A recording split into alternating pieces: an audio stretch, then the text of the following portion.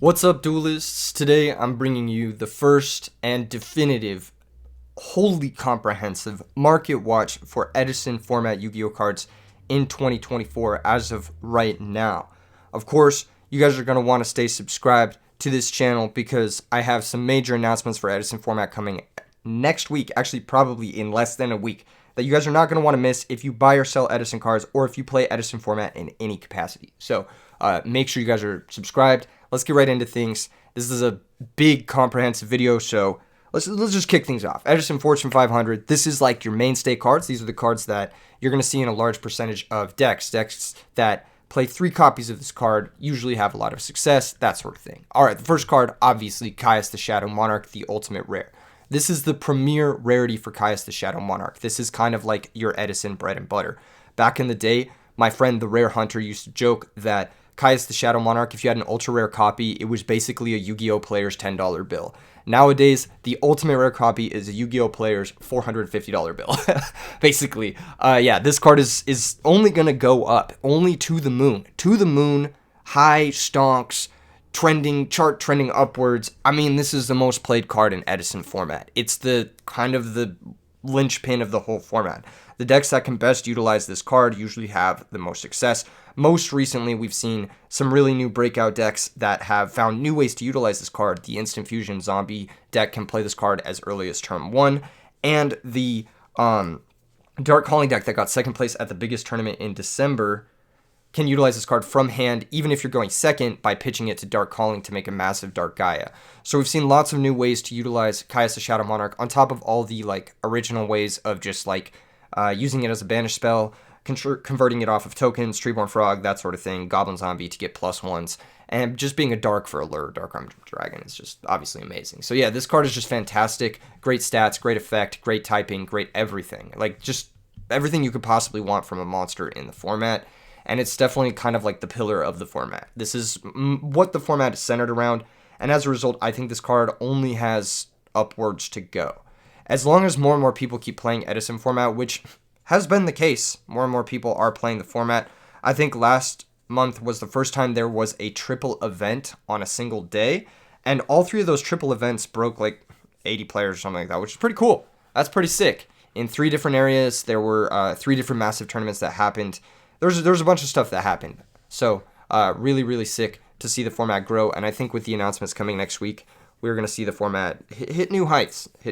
I'm not exactly sure exactly what those heights are, but more than what they're at today. That's all I can say for sure. So definitely a card to not work towards, but keep an eye out for. If you have 2 and you need to get the 3rd, now is probably your last chance to get it for under 500. If I'm being real, this card is just really nice to have this in your deck and to flex on your opponent, because worst case scenario, you lose to your opponent, right? Which for me never happens. I never lose. But when you do lose to your opponent, you can at least look at your cards and be like, well, at least I have more money than my opponent. And then you can feel better about yourself because bigger number, better person, really. All right, next card.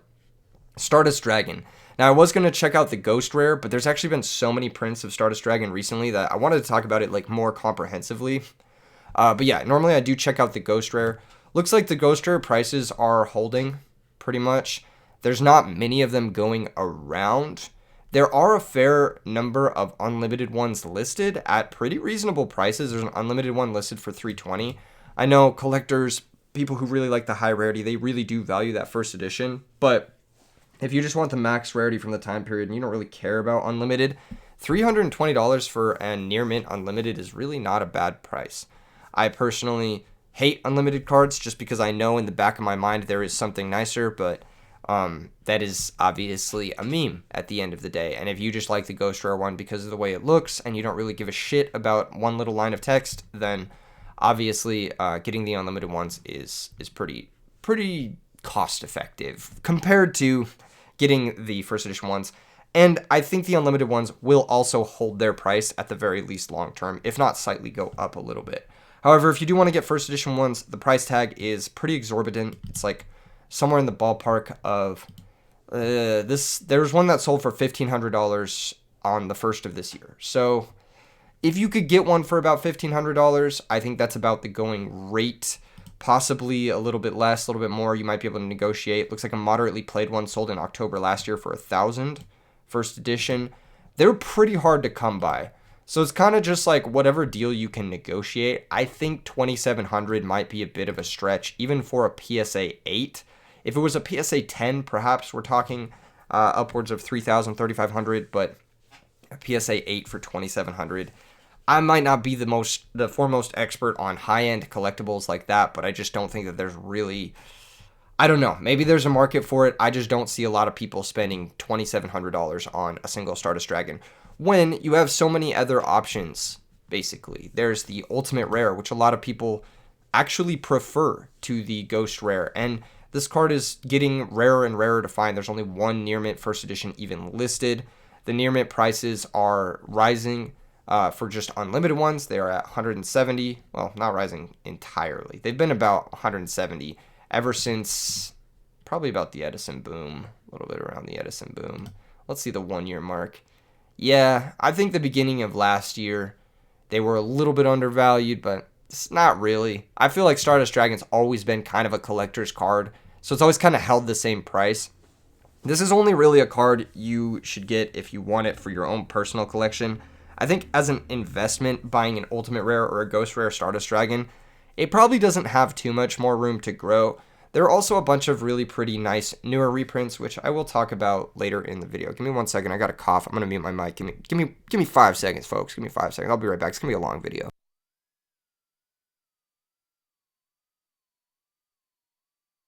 All right, we're back. My bad.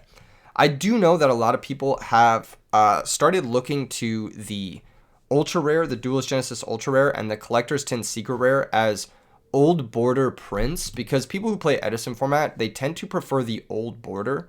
A lot of people are looking at these, like the Ultra Rare and the Secret Rare, as like choice options just because they match the time period, which I think it's pretty important to a lot of people.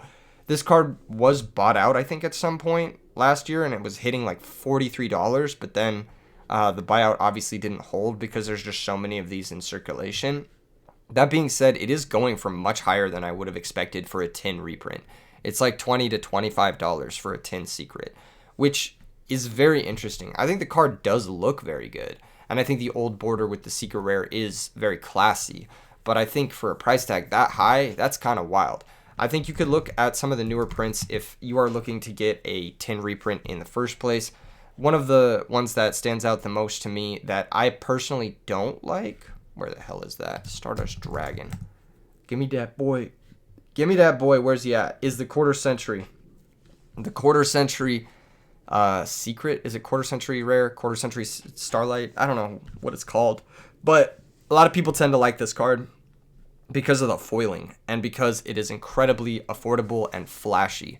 It's like $7 right now, and it's got a very nice foiling to it. The reason I personally don't like it is because the name is very difficult to read, and it doesn't look nice with that naming. I think if I was going to go for this type of foiling and I had the extra budget, I would go for the very high-end Starlight Rare. You can get near mint copies, even PSA copies right now for about $400, which isn't bad, actually, considering that how rare this card is. That being said, it is functionally identical to the Quarter Century Rare. The only difference is it does have that easier to read name. This picture isn't doing it much justice, but the name looks a lot better on the Starlight Rare than it does on the Quarter Century Rare, which is totally superficial. It all comes down to whether or not you like real diamonds or lab diamonds or whatever the fuck it is. Let's just move on to the next card. I don't really know. I don't see Stardust Dragon going up the same way I see Caius the Shadow Monarch going up. Why? Just because. I don't know why. I just think Caius the Shadow Monarch, it's played as a 3 of in a lot of decks. Stardust Dragon is played as a 1 of in a lot of decks. And that's a big difference, right? 1 copy per every player or versus 3 copies for every player, etc. From a player perspective, at least. Super Nimble Mega Hamster. Plus, with Caius the Shadow Monarch, there's really only 1 premier rarity. Whereas with Stardust Dragon, there's like 10. And you can get any one of those, and you could argue that it looks the nicest. You could even get some of the like shittier ones, not shittier ones, but cheaper ones.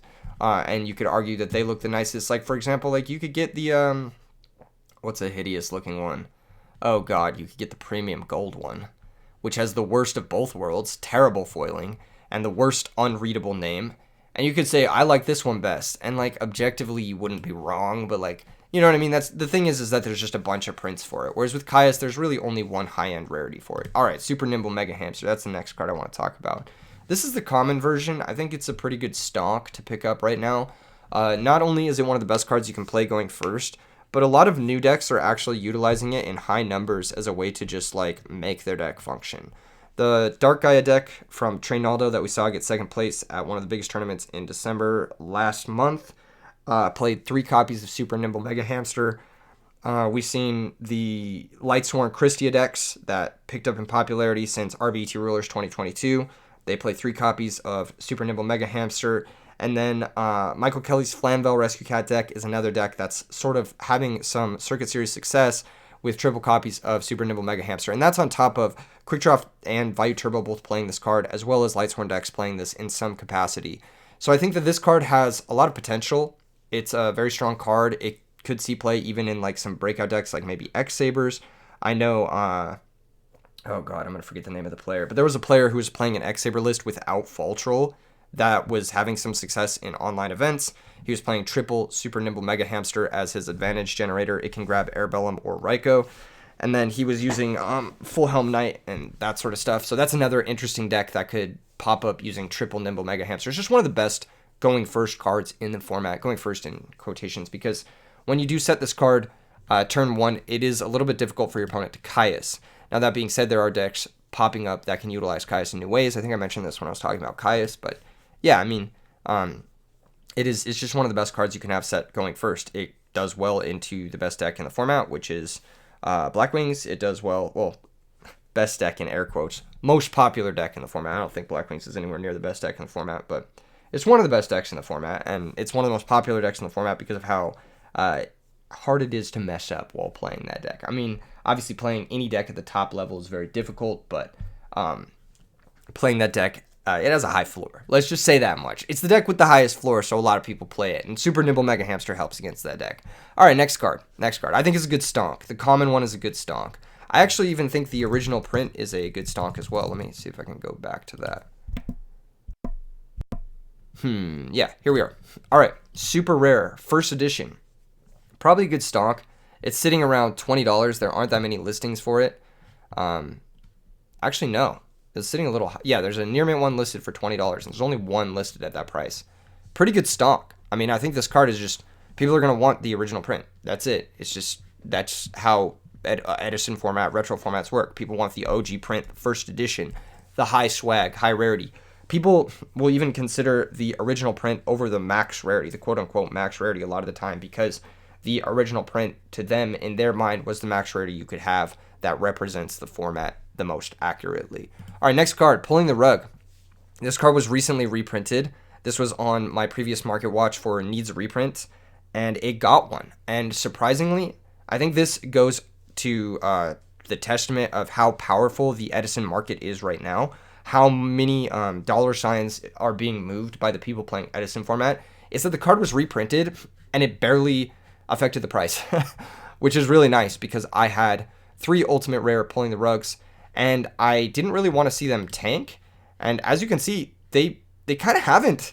They actually kind of haven't really been affected all that negatively by this new reprint, which is pretty crazy to think. Like the near mint first edition ones are still going for about $61 a piece. That means that they could reprint cards, and yeah, it's not really going to affect your high-end stuff, which is that's a really, really good sign for Edison format collectors. That's a really, really good sign. And this is not even like one of those like chase rare cards. This is just a sideboard card that goes in some decks. You know what I mean? And this card isn't being affected drastically by a crazy reprint because it is the original print. It is the original highest rarity. That's really nice. And then on top of that, it gives a little bit of value to these OTS tournament packs.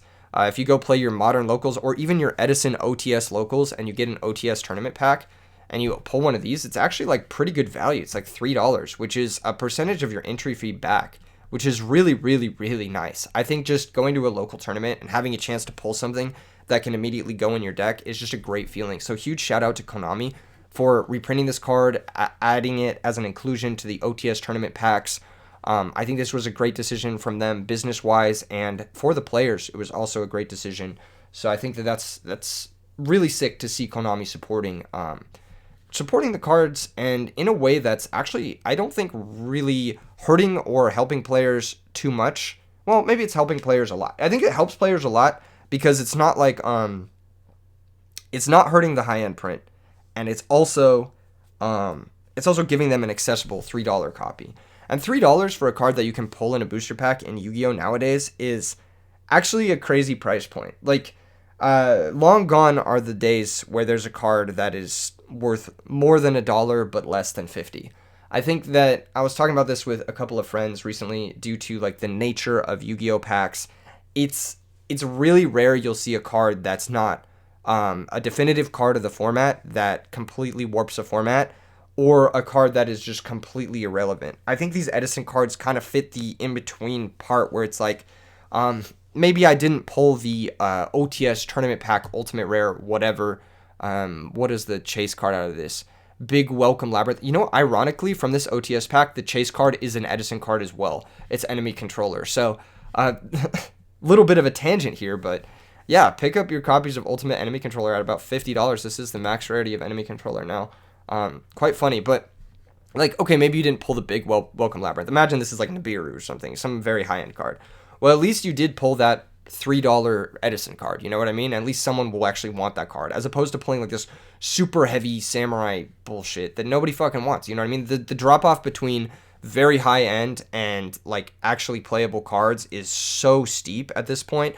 It's just crazy. Like, I feel like a lot of times Konami is printing one card, and they're just like printing a totally filler, like 100% gacha set around that one card just so they can sell you gambling at this point. And that's kind of how it feels. I know that's not exactly what it is, but it's like, it's just like you stand to pull something really, really high end or absolutely nothing. And I think that slotting more Edison cards into sets like this is it's really cool. It's really cool to see, and it's cool to see that it hasn't affected the high-end Edison market. It's cool to see that the card is still worth something. It's cool to see that there's demand for it.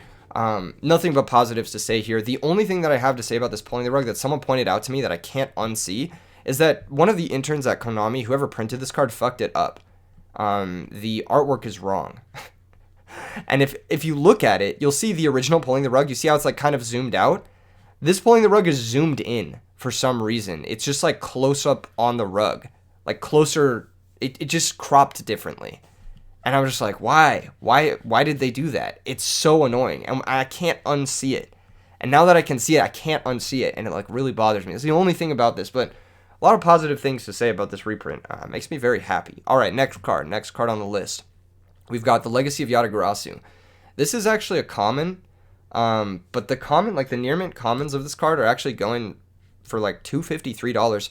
This is one of the newest innovations that ProStorm adapted from, I think, practicing in GOAT format. You do play this card in a wide variety of decks as a way to bluff real back row. Also as a way to draw into your hand traps like Kalut, DD Crow, Herald of Orange Light, Honest, Gores, Trag, etc. And as a way to force heavy storms early so that for the rest of the game, every time you set your back row, it's going to be pretty much safe. I think Legacy of Yatagarasu is one of the biggest changes to this format. It's great at baiting Raikos, Caiuses, that sort of thing. This format is so removal dense that having a chainable card that can get you +1 on a removal spell is actually really, really strong. I think this is one of the best cards in Black Wings right now, which again is one of the most commonly played decks. This card only has 3 prints. 2 of them are common. One of them is a super. Actually, 4 prints. Actually, I don't know. Hold on. Legacy of Yatagarasu. Is it 3 prints or 4 prints? Let's double check. Oh, I gotta retype that. Legacy of Yatagarasu. All right, it's got 3 prints. 3 prints. Yes, it's got the common, the super rare, and the secret rare. Now, I believe this secret rare is a misprint, but it has been climbing. So if you're like an Edison high-end player and you want to get the secret rares, I think this may become like an Edison mainstay card. Like, I think this card has a lot of application in a lot of decks. We saw Beast Mode top RBET last year, main decking 3 copies in his zombie deck. We've seen people play it in fairies. We've seen people play it in Blackwings. I've seen people play it in Frogs and Lightsworn. I've seen people play this in a lot of different decks you wouldn't expect to play Legacy of Yatagarasu. So I think that this card has a lot of potential just because of the way it just generates random +1s on your opponent, as opposed to a card like Upstart Goblin, which has very real downside, giving your opponent life points in a format where life point races, life point trades, brain control, that sort of stuff matters a lot. And I think Upstart Goblin is a lot of times what newer players will compare Legacy of Yatagarasu to, but the applications of this card are actually very deep, and I think it's very strong. And there's only a couple printings of this card, and I think it slots into a lot of the tier 1 strategies. I know, even I believe Dimitri, he won RBET Rulers, the most high-profile event of the year, with Legacy of Yatagarasu in his Vayu Turbo deck. And I think Legacy of Yatagarasu, that's the second year in a row that RBET Rulers has been won with main deck Legacy of Yatagarasu. I think at the highest level, it's one of the best cards you can include in your deck. I think drawing into hand traps is an incredibly powerful interaction. You can fake people out with that. You can bluff Gores very, very easily. You can force Heavy Storms, I already said all this stuff. It's just a very strong card, and I think it's definitely something to look out for. I think $3 for a common is actually underpriced for a card that is very rare. Not rare in that, like, a common is a rare card, but rare in that, like, it hasn't been printed in over a decade, and it's like, you just don't see them that often. So I think $3 for this card might be a little bit undercosted. The secret rare might be pushing, but I think undercosted at a rare at $3 for sure. All right. Next card I want to talk about. I've been rambling a little bit. I'm going to try to keep it more concise. Snowman Eater, same thing. I think Snowman Eater is just one of those great sideboard cards. This card has a lot more printings than Legacy of Yatagarasu, but this card does offer you free wins against some of the more aggressive decks of the format. I think it's pretty good against the Blackwing decks, pretty good against the Hero Alias decks. Sorry, it's not very good versus the Hero Malicious decks, but it's pretty good against the Hero Alias decks. And it's pretty good against fairies as well, which can sometimes pivot into being an aggressive deck. One other application for this card that I think may be worth keeping an eye on it for 2024 is there's been a little bit of a rise in the Dark Calling, Dark Gaia decks. Now, Dark Calling kind of floated under the radar in 2023, which I think is due to players, getting stuck in their mindsets, but there were a number of tops that I don't think were talked about enough. I know Zytalos topped in the RBET series with Dark Calling, and I know, obviously, Trainaldo's top is the one people have been talking about the most because of Release from Stone. We'll talk about that later on. But I think Dark Gaia will definitely be having a year in 2024. And Snowman Eater has this niche application in Edison format, which I want to talk about a little bit because this could mean the difference between this card being in every sideboard or not. It's not a flip effect. It is an effect that activates when this card is flipped, which is really stupid, but it's worth mentioning in this one instance because in Edison format, Evil Hero Dark Gaia, for those of you who don't know what that card does, when it attacks, it's a mandatory effect in Edison format where it flips all your opponent's monsters face up. So it'll flip up the Snowman Eater, and because Evil Hero Dark Gaia reads, flip effects are not activated. Regular effects that are not flip effects will be activated, like Snowman Eater. So Snowman Eater will be able to pop Evil Hero Dark Gaia. Now there is counterplay, like My Body as a Shield and Dark Fusion, using Dark Fusion as a way to protect the Evil Hero Dark Gaia from Snowman Eater, but the fact of the matter is it forces counterplay, whereas stuff like Raikou doesn't. Snowman Eater also saw a lot of success in Fitz's Dragon list, being I believe it was a 3 of in the main. We've seen it in the main deck of Quick Draw decks. We've seen it in the main deck of a lot more like controlling Monarch decks. We've even seen it in the main deck of some Fish decks, I believe, looking to abuse this card with Salvage and Moray of Greed. So I think this card has a lot of like applications in Edison format, and I think it's one of the best, at the very least, sideboard cards at the time. As of right now, it hasn't been reprinted in a little while, but there are enough copies that I don't think it's too bad. Looking at the high-end copy, which is the Turbo Pack Super Rare, if we compare this to something like a Deep Sea Diva or whatever, I think $45 is actually pretty underpriced. I think $45 for a high-end super rare is pretty low. I think that it definitely has room to grow, and it looks like the market is kind of reflecting that. Even a few months ago, it was just sitting around $35, and now people are like, wait, this card is actually really, really good. So I think people are they're thinking about Snowman Eater. All right, next card. Next card. Oh my gosh. Gemini Spark. Maybe I could have included this in a needs reprint. I'm happy to see that the prices on this card have cooled down. I think the Gemini decks in the last year had it was close to good results. Close to good results.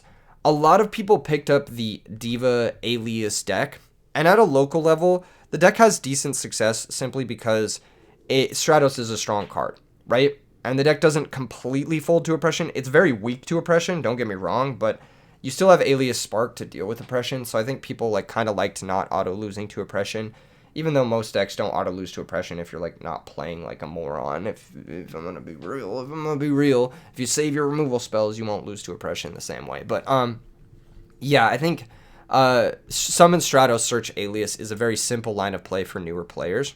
So a lot of newer players picked up the Diva Alias decks, and although it didn't really have any premier wins in 2023, it was a very popular deck.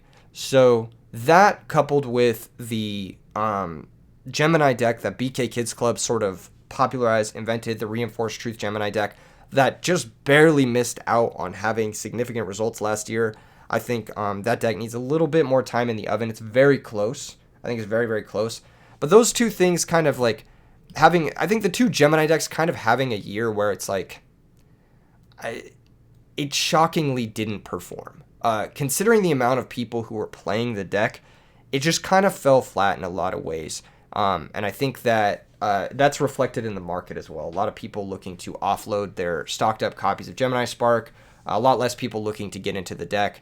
I think people are looking more towards other decks at the moment, and I think that's totally understandable. I mean, oftentimes you'll get this sort of like, collective bias that like a deck is much better than it actually is. And I think that that's definitely the case with the Alias decks. They're not bad decks by any means. They're very consistent. Summon Stratos is always going to be a strong thing you can do.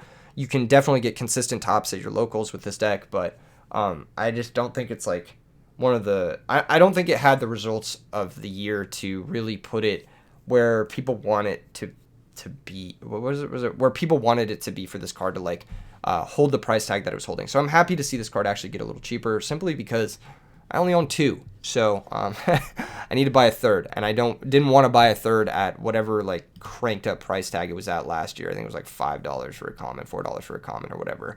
It's like slowly tapering off after a middling year. And then the last card I want to look at in the Fortune 500 for this segment is the Debris Dragon Ultimate Rare.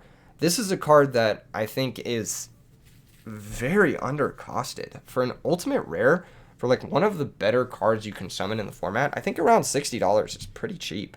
That being said, I know that there's only a couple decks that can play this card, Quick Draw, and then lately Amaryllis has been playing 2 copies of this card. But I think those decks are really good. So it's like kind of... Also, Dragon Turbo had an insane year, and that deck plays 3 of these. Dragon Turbo won 2 RBETs, so 2 very high profile, 2 of the biggest events of the year, was won by a deck with 3 Debris Dragon in the main. And I think that the ultimate rare, the peak rarity copy of this card, being only $60 is... Like, when you compare this to Caius the Shadow Monarch being at $500, like, it's very similar, right? It's a tournament pack ultimate rare style thing. It's a card that a lot of decks play 3 of. Quick Draw plays 3. At least a lot of Quick Draw decks play 3. Some of them play 2. But, you know, a lot of Quick Draw decks play 2 Caius as well. You know what I'm saying? A lot of Amaryllis decks are playing the 2 copies now. And then, of course, what was it? The Dragon Turbo decks play 3. And then the Fitz Dragon deck also play 3 copies of this. And I know Fitz Dragon's had a pretty good year. I mean, it won Deck Devastators, and then a very similar sort of Chaos-style list. Rob the Man top forward Orlando with that list, which I think was also on 3 Debris Dragon. It's just one of those cards that I think is really fucking good. Like, this is a really, really strong card.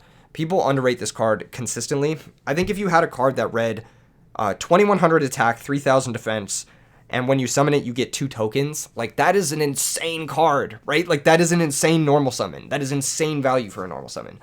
People don't really recognize how good this card is. Even normal summon 2100, 3000, or normal summon blow up the field modal spell is really, really, really good. So, definitely slept on. I think this Ultimate Rare is incredibly undercosted. I know it had a buyout last year, and then it sort of like has tapered off a bit. And it was really low at the beginning of last year. It was like $50. I probably should have picked up copies then, but I may pick up a copy or two after this video, after looking at this, because I think $60 that's pretty undercosted for I think it's one of the better looking Ultimate Rares. If you've seen one in person, then you'll know what I'm talking about. This photo is kind of a shitty photo. Get some better photos for TCG Player. God damn, it would sell so many cards if the photo was just better. All right, next segment of the Market Watch is the needs reprint. This is going to be pretty extensive. There's a lot of cards that need reprints. Hopefully, they can get sort of the pulling the rug treatment where it doesn't affect the high-end value of the card, and it also provides a affordable but still nice to open copy in something like a speed duel pack or a tournament pack or something of the like. But this is a very extensive portion. I feel like of the last year, even though we did get the pulling the rug reprint, even though we did get the Totem Dragon reprint we wanted last year, I think we missed a lot of very key ones in the entire year. And I think Konami can definitely do a little bit better on their end. I mean, they did a pretty good job. They paid attention to the format. They gave us a little bit more of what we wanted. The Ultimate Rare Enemy Controller was a very nice touch at the end of the year. But I think there's definitely work to be done with reprinting some of these cards. Give me 1 second. I got to cough one more time.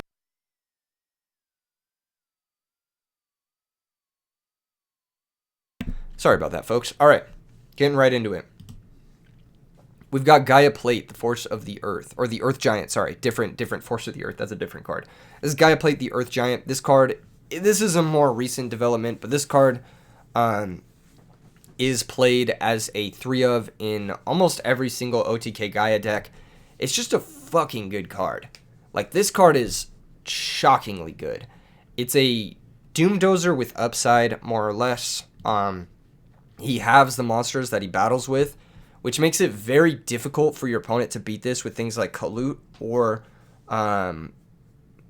that's it, just Kalut. But Kalut is common, you know what I'm saying? Just very difficult to beat this card by battle, because he just halves the monsters that he battles with. He lets you go for game shots. Most importantly, he's an 8-star rock that isn't a brick, like isn't just outright a brick, and can be summoned for OTK pushes, and also can be pitched to trade in, and can be pitched to Dark Calling or banished from the grave for Dark Calling for an absolutely massive monster. This is definitely one of the cards that needs a reprint, I think, for Dark Gaia to see mainstream paper success, simply because there is just so few copies on the market. It's an annoyingly hard card to find. It looks like listings are being as high as $100 now for an Ultimate First Edition. And as long as there isn't a reprint, I don't expect to see this card go down, because I think the Gaia deck is incredibly legit. I've been saying this literally since 2020, that Evil Hero Dark Gaia is an insane OTK strat in Edison format. And finally people are starting to listen, which is crazy. But yeah, the market is also starting to listen. Evil Hero Dark Gaia, I think I uploaded a video in 2020 that says this is the best hero deck in Edison format, and it was a Dark Gaia OTK deck. And I think it's funny that 3 years later, someone picked up the deck and cooked with it. And this deck definitely needs a reprint. This card definitely needs a reprint. I think $100 for an accessory to a strategy is just a lot. It's a lot. The next card that needs a reprint is Release from Stone. Same sort of thing, although I don't expect Release from Stone to slot into every version of this deck. There are a lot of OTK-centered versions that don't play Release from Stone, but that being said, I think Release from Stone is one of the stronger cards to play in the more mid-rangey focused versions that are playing like Fossil Dyna and Kwakimaru Guardian and, you know, like the Lightsworn Caius, Raikou Hamster Caius engine. Not so much the full Lightsworn engine like in Happy's list, but you guys get the idea. The Release from Stone has one print. It's basically Call of the Haunted for a banished rock. And in the Gaia decks, it turns into sort of this modal, very powerful reanimation spell. It's just a very strong card in that list. I do believe Trainaldo was on the full 3 copies of it in the main deck. And because it only has that one printing, it is about $10 for a common. So immediately after that one tournament success, this Dark Gaia deck has become kind of the moneybags deck of the format. It's a terrifying deck to play against. It's definitely one of the most uncomfortable decks to play against, because at any point they can just like kill you, which is really, really frustrating. And then when you do stop the kill, they have this release from stone to just like keep that advantage going and keep their board pressure up. It's a very, very terrifying deck to play against for a lot of reasons. Even if you know what it's doing, you can't always stop it, and that's why I think that these cards will hold their market price, if not go up even further, if they don't get a reprint soon, which is kind of frustrating because it's a deck that I would have liked to play in paper, but alas, I'm being priced out of playing it. So it's okay. It's okay. I think I will adapt my sideboard plans. But yeah, next card, one of the premier breakout strategies that Carpath sort of pioneered, and then people like Lil Man Yu-Gi-Oh had insane success with in 2023. Topping the biggest tournament of the year, getting third place at the Nationals Ultimate Time Wizard 300-player tournament. Phoenixian Cluster Amaryllis just needs a reprint, and I don't care. Give me like a common, give me an OTS pack, super rare, give me whatever. Just give me something. I think we need a reprint on this. I think it's been too long. I think this would be one of the premier plant decks in the format. I think a lot more people would play it if it was just a little bit more affordable. Edison format, is fun, or at least was fun, because of how affordable it was. Because you could build almost any deck for under $200. And that was, like, awesome. Nowadays, we're getting decks like Phoenixian Cluster Amaryllis, Dark Gaia. We're getting decks like even some of the other decks we'll get to later on that I'll talk about in the needs reprint section that are just naturally costing more than $200. And that's pricing a lot of people out from actually playing the game and being creative. And I think that sucks because what I love most about Edison format as a player is how you can pretty much win with anything. You can win with any pile of cards as long as your pile of cards is cohesive and you're playing well.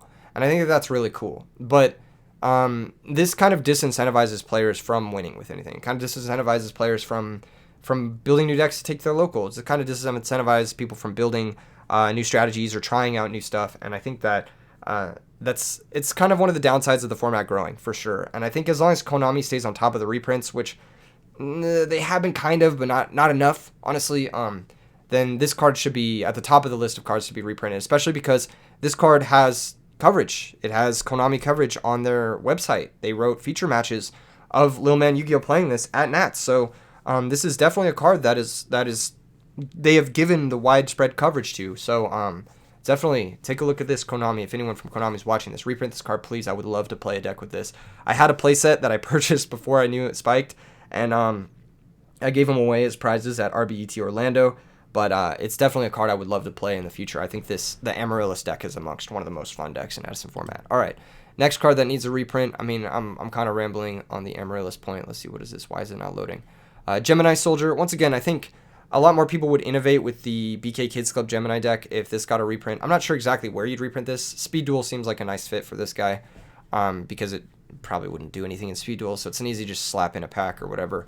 Gemini Soldier, you could also reprint Gemini Spark at the same time, which I think wouldn't be the worst. Another card that needs a reprint, Subsitoad. Oh yeah, this is a big one. This is like, Frogs is one of the most played decks in Edison format, and Subsitoad is just, it's off the ban list, so where the fuck is the reprint? You know what I mean? It's been over a year at this point. Like, what's going on? What's going on? Where's my Subsitoad? Where's my little froggy boy? All right? Where's the little froggy boy? I don't understand why this card hasn't been reprinted. It is definitely destined for a reprint. I think that's why people are like really hesitant to hold on to copies of it. I personally sold my own personal copies at $15 a piece. I am shocked to see them hitting $30. $30 for Near Mint Unlimited. That's not even the first edition. That's crazy for a fucking rare, dude. That's nuts. Please reprint. I would love to play Frogs again. There are certain Frog decks. Frog Burn, I think, is a deck that would see a lot more play if this card was just more affordable. All right, next card on the needs reprint. Royal Oppression. All right, you don't have to reprint Royal Oppression. If I see less of this card, I won't be that mad. I'm going to be honest. I don't really mind if not everybody has access to Royal Oppression. We could gatekeep this one a little bit. You know what? Maybe don't reprint this one. Same thing for the next one. Maybe don't reprint Trap Dust Shoot. All right, I don't really want to play against this card. I already have my copies. I don't want anyone else to have theirs. I really don't like getting Trap Dust Shoot at turn 1. You know, maybe hold off on these. These are maybe needs reprint is a little bit of a stretch. Maybe some people might want a reprint for these two, but I don't think they need a reprint. You know, let's gatekeep a little bit. All right, next card. Magical Android. This one definitely does need a reprint. This card goes in almost every single deck. almost every single extra deck. Every deck that plays Deep Sea Diva plays this card. It's just a generic synchro. It's very strong. The effect to gain life points is very nice. The fact that it's light is very nice. The stat line is very nice. 2400 is pretty strong for a 5-star.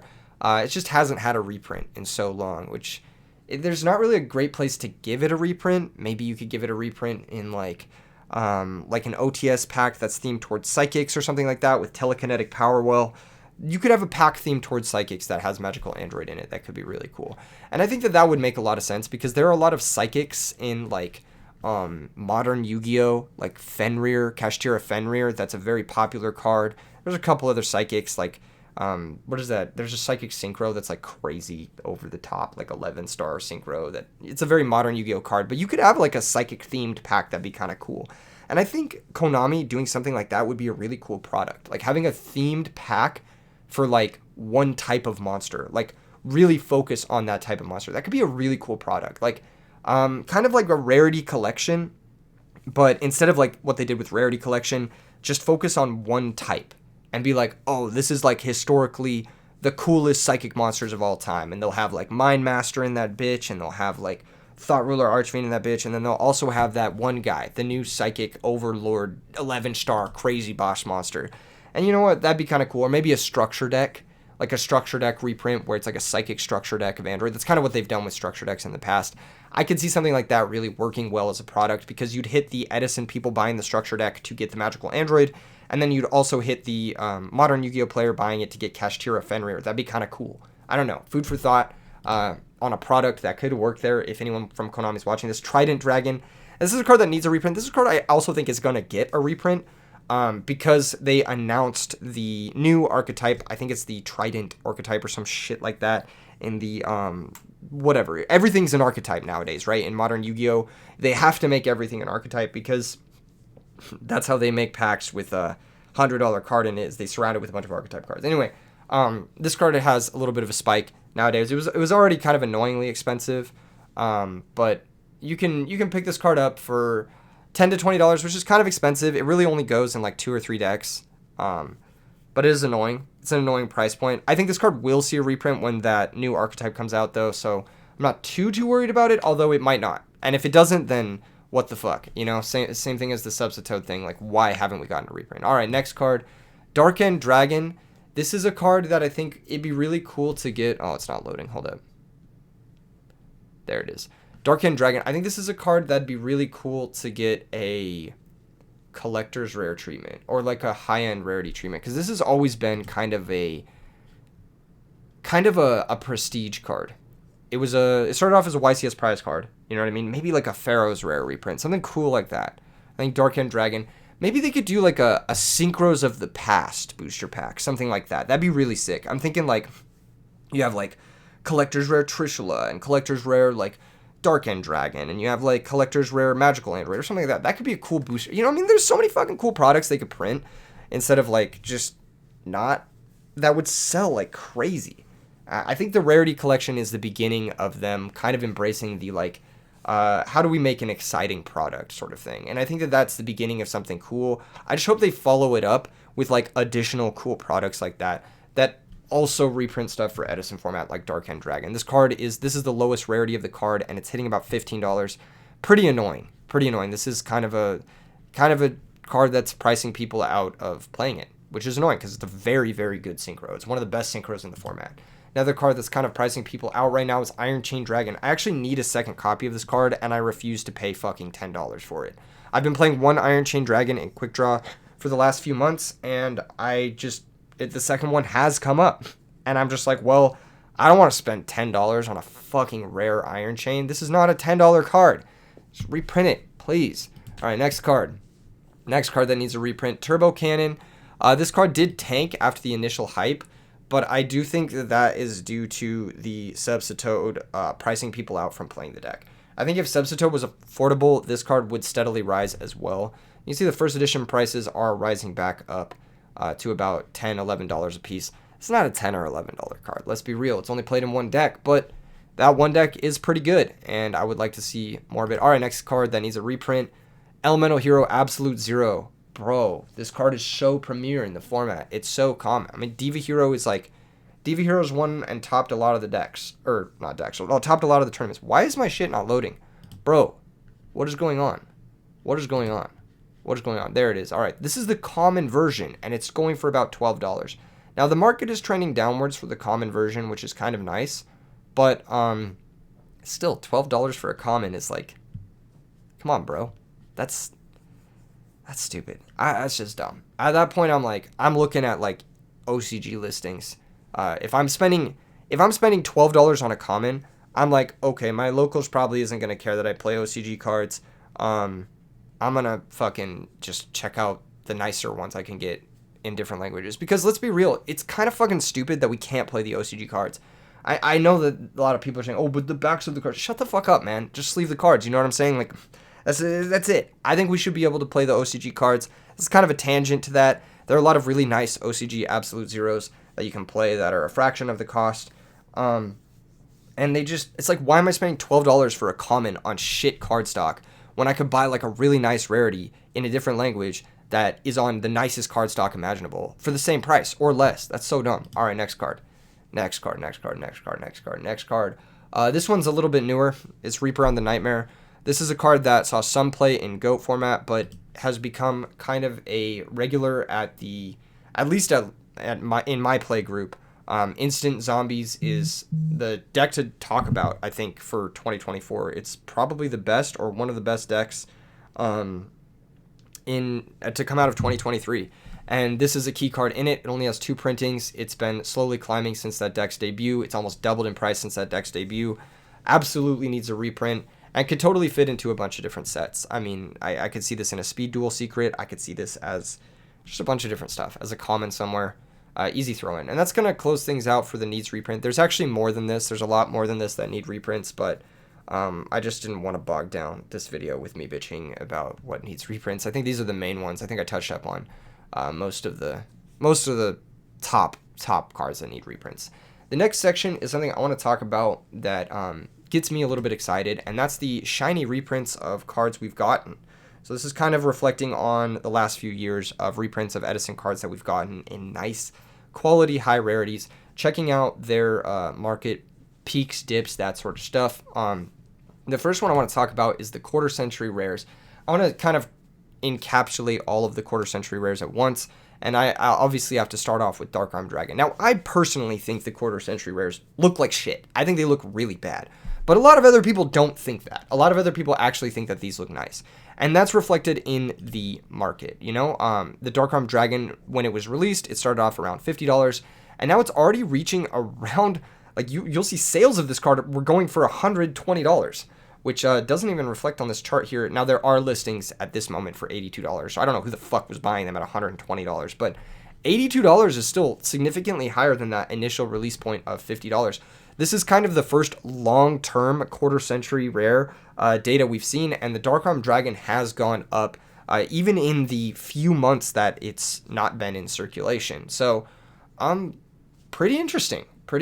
I think that these are very sparkly cards. They're very flashy cards. They definitely do look snazzy. It's like, I would compare it. Now, if it wasn't for the name, I would actually really like these. I think my biggest complaint is not with the foiling. I think the foiling does look immaculate. It looks very nice. I just think that the name being the premium gold name is what really holds me back from personally wanting the quarter century rares. But if you don't give a shit about the name, I mean, these are really, really nice looking cards. They are very, very pretty, and they look really good in person. Like, this photo does not do it justice. The foiling does sparkle in a way that the OG, like, secret rare sparkle. It gives me that good feeling again. And I bet cracking one of these in a pack is an absolute dream. I haven't opened a lot of boosters this last year, but I'd imagine cracking one of these in a booster pack feels pretty fucking good. Another card I want to look at in the quarter century rare that is released a little bit more recently is actually Archlord Christia, which is another one of those cards that just looks very sparkly, looks phenomenal. And this card has a bit of a mixed review from a lot of people. The pre-sale price you'll see here was very high. It was like $150, but now it's resting around $70, which is, I don't know. I think it's hard for me to want to play with this rarity of the card simply because of the name. Once again, So it's really hard for me to understand exactly where this card would go because of my own personal bias. I think long term though, this card, if we're looking at just what we have, right? If we're looking at just the dark armed, like little bit of short term, long term, few months data, I think this card is going to go up. I think this card is going to be more expensive long term than $70. I think this definitely has room to grow. And I'm talking long term. I'm not talking like the next few months. I'm talking maybe a couple years down the road. This could be a nice little chase rarity for this card. It's one of the first reprints we've gotten for this card in a very long time. The one thing I really am hesitant about with Archlord Christia is it's a collector's rare in the OCG. And because it's a collector's rare in the OCG, it's very possible we get a Rarity Collection 2 that gives us Archlord Christia as a collector's rare.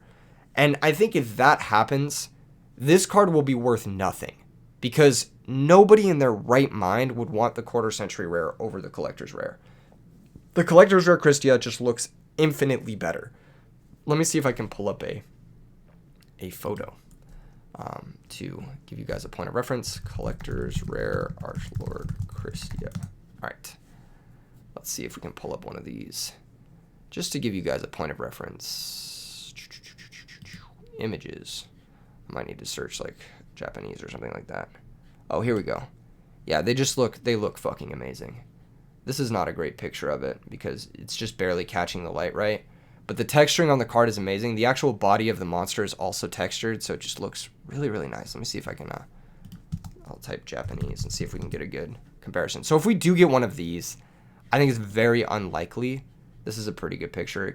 It shows the texturing on the level, and on the borders of the card as well. And you can kind of see the texturing on the wings here. It's not the best lit picture, but you can kind of get the idea of how nice this card looks. I actually do own a Japanese collector's rare Christia, and I can tell you without a doubt, it is the nicest looking Archlord Christia you can own. Oh, this is a great picture. This is a great picture. You can see the texturing, the individual texturing on the wings and on the body of the monster. It's so sick. It like gives the whole new dimension to the card. And I think if we do get one of these, nobody in their right mind would touch the quarter century secret rare. So I think there's a little bit of hesitancy for me to be like, this won't get that collector's rare reprint in a Rarity Collection 2.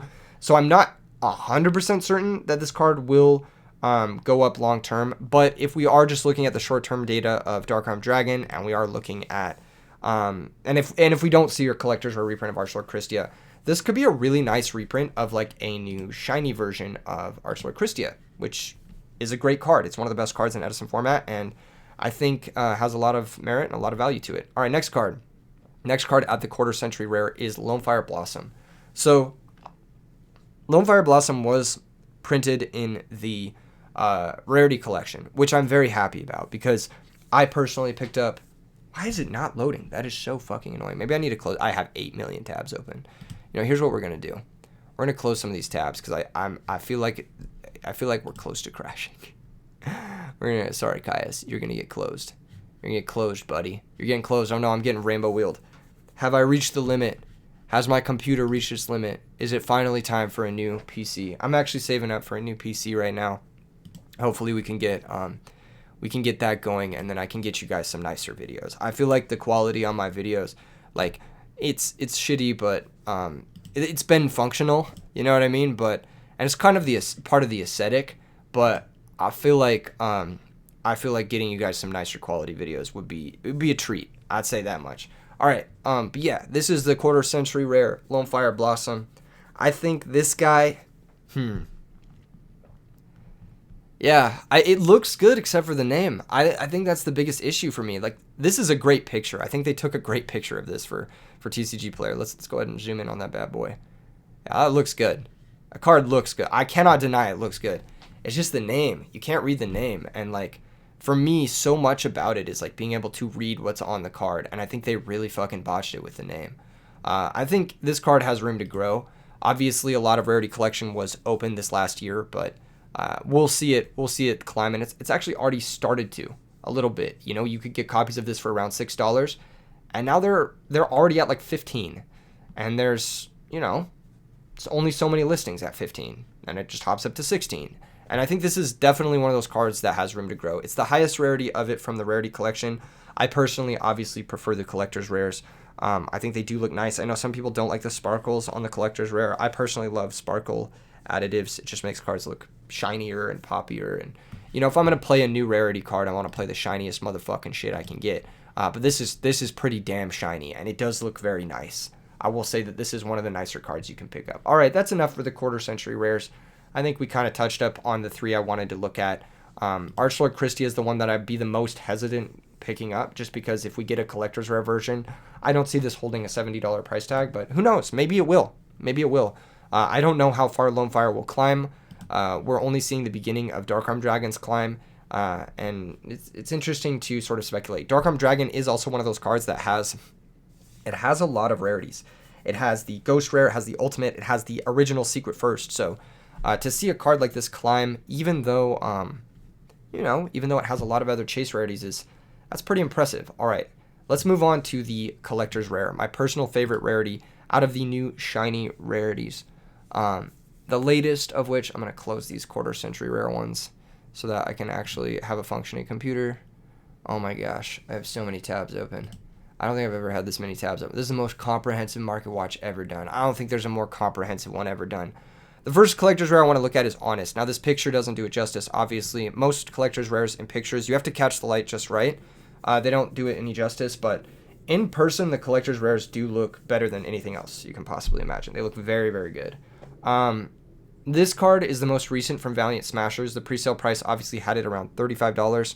It's tanked to about $25, and then I think it's starting to sort of pick up. I saw a couple of copies go for below $20. Let me see if that was the case. Yeah, there was one that sold for $15, but it almost immediately sold. And then in December around Christmas, there were a couple around Christmas that were under $20 that were immediately snapped up. So I don't think it will ever go below $20. I think that's kind of the floor for this card, for the Honest.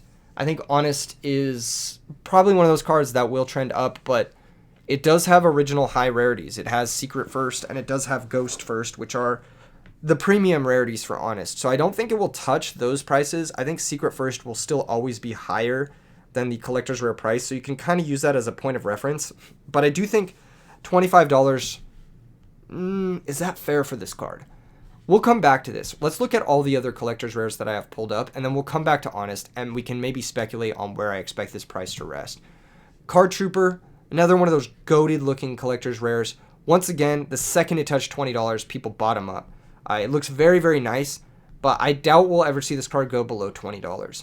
That being said, this card is a one-of. So when we compare this to Honest, Card Trooper's played in more decks, but it is a one-of. And Card Trooper also has a significant amount of rarities that you can pick from, including the Dual Terminal Super Rare, which is a very, very nice one, and the Ultra Rare, which is also very, very nice. I know a lot of people really like those. I think there's another high rarity Card Trooper, if I'm not mistaken. I could be wrong. See, if we search Card Trooper, what does this give us? It's a Dual Terminal Ultra, the Ultra, and then there's another Ultra Rare. There's also a Secret Rare for a couple bucks.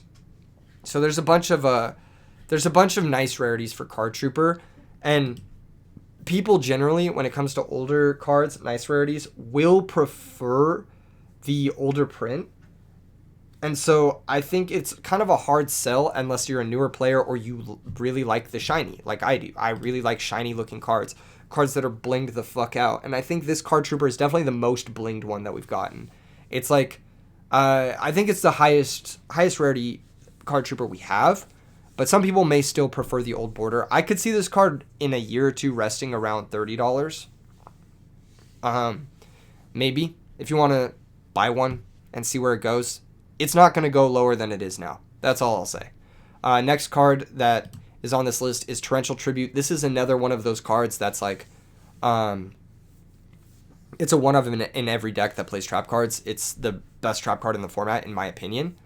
And this is, while it's not technically it is technically the highest rarity, right? Is there a Ghost Rare Torrential Tribute? Torrential Tribute. I'm trying to think. No, I think this is technically the highest rarity you can get. Yeah, this is technically the highest rarity you can get of Torrential Tribute. There isn't really a nicer looking one. So that's pretty interesting to me, that this is technically the nicer rarity, but it's sitting at around $26. it's kind of like slowly tapered off. I mean, when it was first released, I think it was going for like 50 or something like that. Maybe that's due to its playability in Modern at the time of like Eldritch being a deck. Maybe it's, due to initial hype, something like that. But this card is like almost completely bottomed out, which is wild for such a like commonly played staple card. I know a lot of Blackwing decks don't play it, so maybe that's part of the reason why this card is not as chased as it could be, but it's just interesting to see. I'm not necessarily certain why this card is so low, and I'm not necessarily certain why it's trended downward so much, because it's not like the Grand Creators is being printed more and more and more. Maybe it was a very widely printed set. I'm not totally certain. Maybe people just prefer the old borders. I'm not totally certain. I own one of these Torrential Tributes. I think it looks really nice. But I can't really say whether or not it'll go back up. I think it's probably going to hold this like $25 to $30 price tag, simply because I have no reason to believe that this will go up, unless there's like some insane like collector's rare only Edison deck that you could build or something like that. I don't know. It's a really nice looking card. It's a really nice looking rarity. I'm just kind of shocked that it's done nothing but tank. I thought that this would be a pretty safe pickup, but it apparently wasn't. Maybe I don't know shit about markets. Same thing with Solemn Judgment, the collector's rare Solemn Judgment. Now this one has held a little bit higher of a price at $30, and that is due to Modern playability. And Solemn Judgment also has a lot of competing rarities. Solemn Judgment has the Ultimate Rare, it has the Ghost Rare, it has the original Ultra Rare from Metal Raiders, which I know a lot of people are partial to, and it has some very clean looking rarities like Super Rares as well from, I believe, Retro Pack? What is the Retro Pack one? Solemn Judgment. I know there's a Retro Pack one that a lot of people really like. Oh yeah, the Retro Pack Super Rare. Yep, that's what it is. That's another very high rarity. So it has a lot of competing rarities. So unlike Torrential Tribute, which doesn't have a lot of competing rarities, I honestly think Torrential Tribute should be priced higher. I think more decks play Torrential Tribute than Solemn Judgment in Edison format. Torrential Tribute is a better trap card than Solemn Judgment in Edison format. And I just think that $25 is very cheap for an incredibly high-end Edison card. But yeah, Solemn Judgment, a lot of competing rarities. You can make arguments for any one of them. I personally do like the Collector's Rare. I have one of these myself. I don't play with it. I play with, I believe, a Starfoil, because my deck at the moment is like all Starfoil and Dual Terminal. But if I was to swag out and flex on someone, or do a video on like high rarity with a high rarity Edison deck or max rarity Edison deck, I would definitely use the Collector's Rare Solemn Judgment. I think it looks very, very nice. Actually, if I pull up a picture of it, a better picture of it, I just want to show you guys, because these are like, I'm the biggest Solemn Judgment Collector's Rare shill. It's not even funny. They look so fucking good.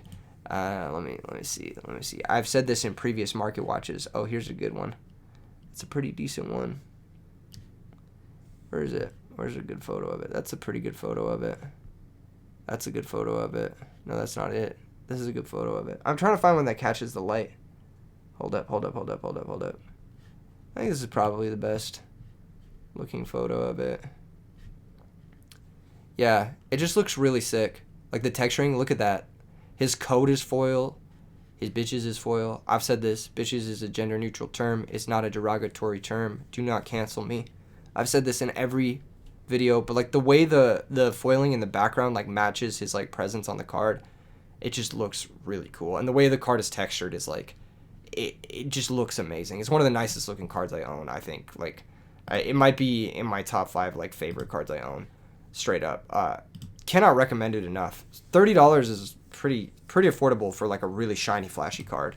Emergency Teleport. This card is seeing a lot more play now, due to the instant zombies decks. And once again, it bottomed out at about $20, and it's like slowly starting to rise again. And now it's back up to $25. I think that's like kind of a trend we're seeing with a lot of these collector's rares, is like once they hit $20, people are like, hold up. That's way too cheap for a collector's rare. Let me grab a couple of those.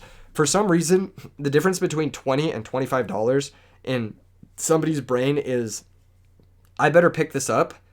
I feel like the $20 bill is like kind of a weird like mental trick, right? Like what a card should be worth or what a card is worth is all nebulous. It's all like whatever. But for some reason, when a card is worth $20, people will justify picking it up. It's like the girl math of Yu-Gi-Oh! Like if a card is worth $20 or less, people will just pick it up just because. And I'm guilty of this too. And it's just like kind of interesting to see it with all of these collector's rares kind of just like in a row. The next collector's rare, which kind of shows me the ceiling of where these cards could go, is 1-for-1. This is a card that's not widely played in Edison format at all, but for some reason, this collector's rare is worth $50 and not less than that. And yes, I know that this card has modern playability, but so does Emergency Teleport. You know what I mean?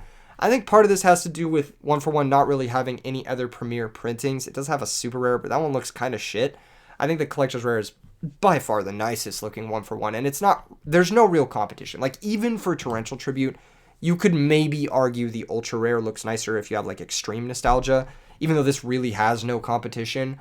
But for 1-for-1, you can't make any argument that like the super rare looks better than the collector's rare. The collector's rare 1-for-1 just looks phenomenal. Again, these photos, I swear to God, TCG player, like if you just pay someone to get you better photos, you'll sell more cards. I mean, like that's literally, you got to take good photos of your product if you want to sell it. This is like food marketing 101. But yeah, I mean, the collector's rare 1-for-1 looks amazing. And yeah, it does have some modern playability. It's played in Dragon Link. It's played in Rescue Ace. So it does have some modern playability. It's also played in that Samsara Lotus deck sometimes. So it's not a bad card by any means in Modern. But I don't think that's the only reason it's at 50. I think it's just because people recognize it as the highest rarity, which is interesting. It's interesting to me that how people recognize rarity and how people think and perceive rarity and certain prints of cards and stuff. And in 10 years, how will people reflect on collector's rare versus the original ultra rare?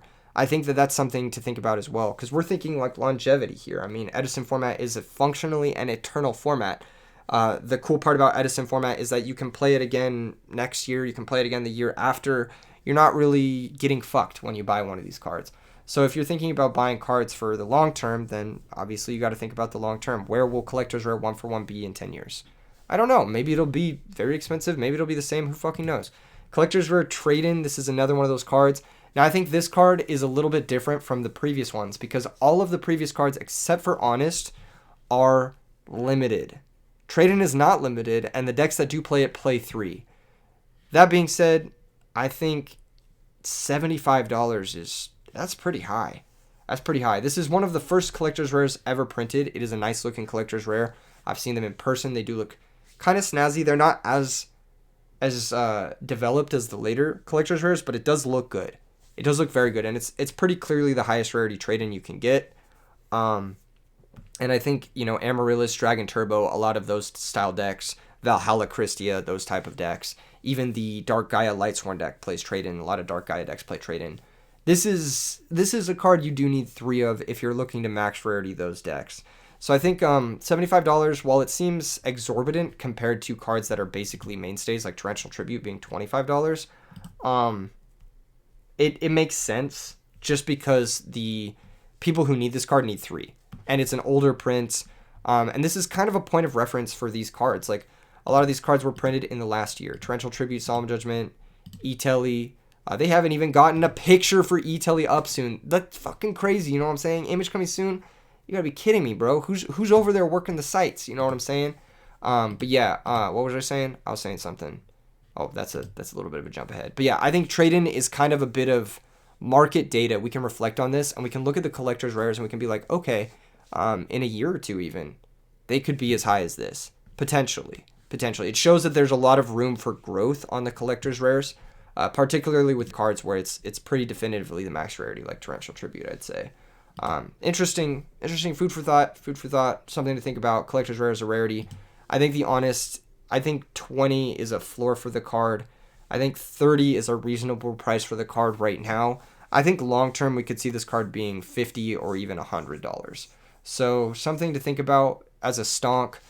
When reflecting upon all of these collector's rares, I think all of them have room to grow as of right now. I think they all are kind of bottoming out. But long-term, these cards are pretty safe pickups, in my opinion. The only thing that could really change it is, like, I don't know. I really don't know what would change it. I think that they're pretty safe high-end pickups for the long term. All right. Next thing I want to talk about is the Pot Collection, which did reprint Pot of Avarice. And it gave us a really cool sort of, like, over-the-top. This is kind of like an ultra rare that the OCG packs used to have back in the day. I pulled like a Great Dizard from an OCG pack when I was a kid that had a similar rarity to this. This is a rarity the OCG's had forever. It's kind of the, there's a word for it. I think it's like prismatic or something like that. I don't really know what they call it. But it's like, it's a cool like starlight texture over the top of the whole card. Kind of like a dual terminal sparkle. I've seen one of these in real life, and they look fucking great. So if you like them and you wanted a nice pot of Avarice, but you didn't want to shell for ultimates, and you just want to get a nice sparkly Avarice to maybe match your quarter century rare Lone Fires or something like that, these look great. They look really fucking good. I can't recommend them enough. I think that they look really cool. When I see one being played, I'm like, oh, that's really sick.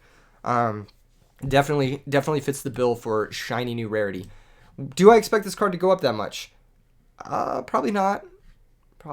Maybe rests around $20, $25. But possibly. It's a pretty rare print. I think that it's a pretty limited print run. So maybe this ends up in a couple decades being like the rarest pot of Avarice. Possible. It's possible that's the case. Might even be worth picking up a sealed pot collection for that reason alone. Huh. Food for thought. I'm thinking about this for myself mostly. But yeah, I could see this being a very chase pot of Avarice in a couple years, now that I'm thinking about it.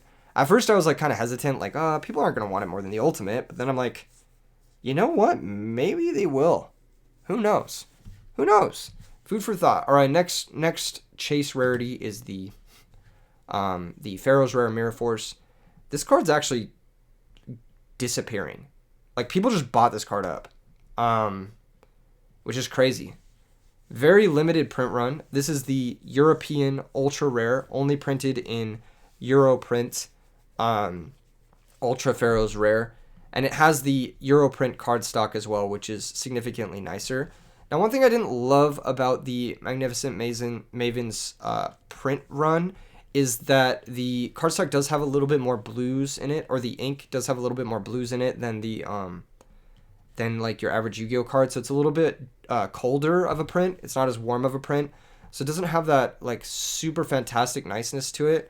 And as a result, the gold in the name doesn't pop so well. So what I actually prefer, even though this is for me personally, of course, even though it's the less expensive and less rare copy, I prefer the secret rare, the secret Pharaoh's Rare.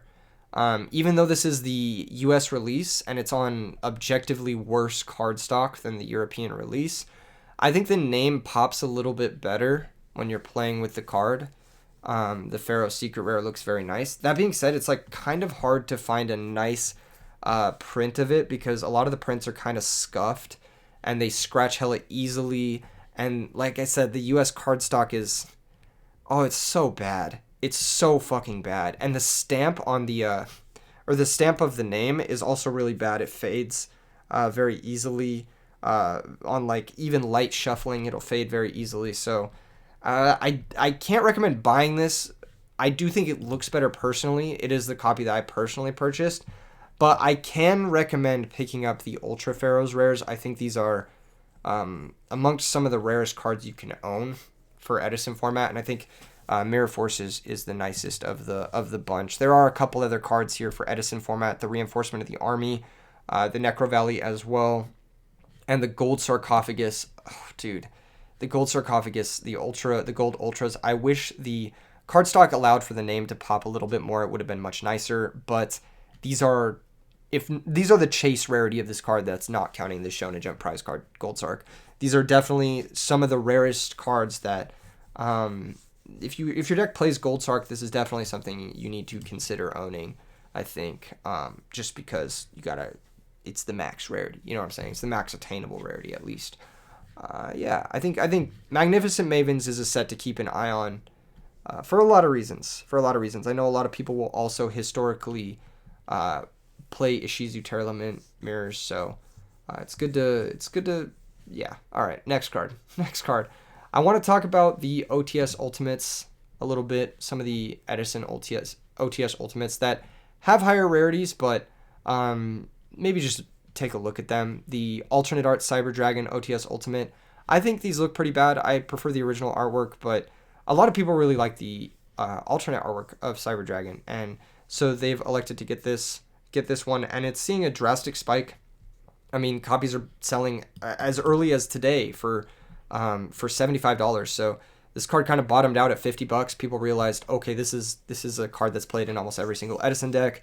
It seems a little bit silly to have a Chase Tournament Pack Ultimate Rare Cyber Dragon be as low as $50, and a lot of people are picking these up to swag out their deck. I mean, this is objectively the highest rarity Cyber Dragon you can get. There's like also, of course, the Cybernetic Revolution Ultimate Rare, but those are reaching insane prices. So this is the next best Ultimate Rare of the card you can get, and I definitely see that. Another card that I think will see a rise and has been seeing a rise is the Ultimate Rare Instant Fusion. If you're looking to swag out your zombie deck, or if you have a swagged out zombie deck and you want to play the Instant Fusion version, this is the highest rarity of Instant Fusion. It's great in Modern Yu-Gi-Oh! It's a broken card, and it's done nothing but pretty much go up since the debut of the Instant Zombie deck. So, card to look out for sure. I think there's definitely more applications of this card in Edison format that we haven't fully explored.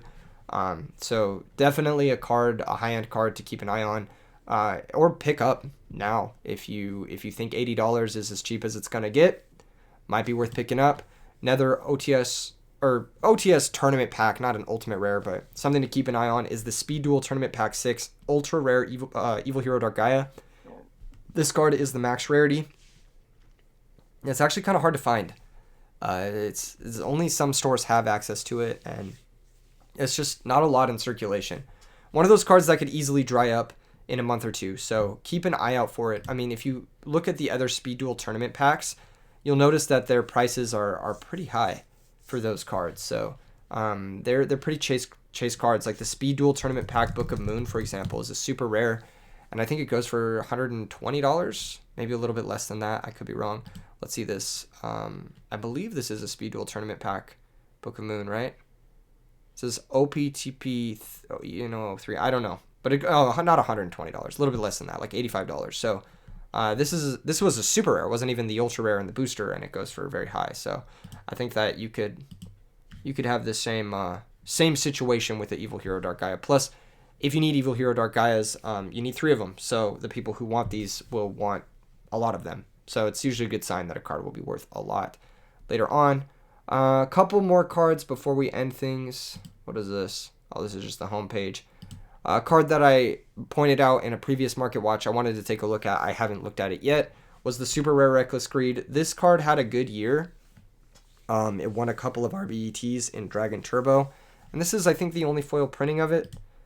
And since I pointed it out, I think it's gone relatively up. So it would have been a good purchase when I pointed it out in the market watch back when it was like $2-3.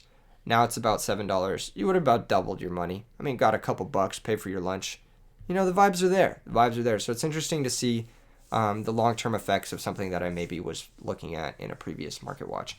That's going to wrap it up for today's market watch. This video was pretty lengthy. I don't know. I just wanted to look at cards.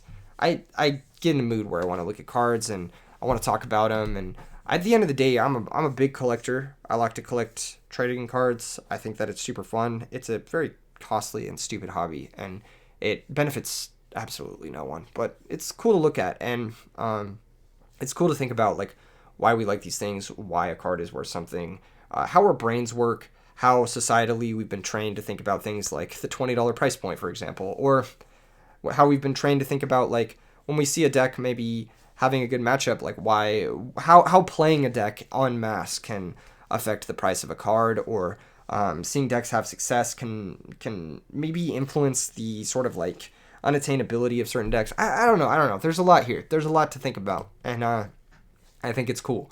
Whether or not we can derive anything conclusive from this other than just like looking at mass hysteria, that's another topic for debate. But let me know in the comments below what you guys think of these videos, and if there's any card that you think is going to go to the moon or go to the floor in 2024. See you guys in the next one. Peace.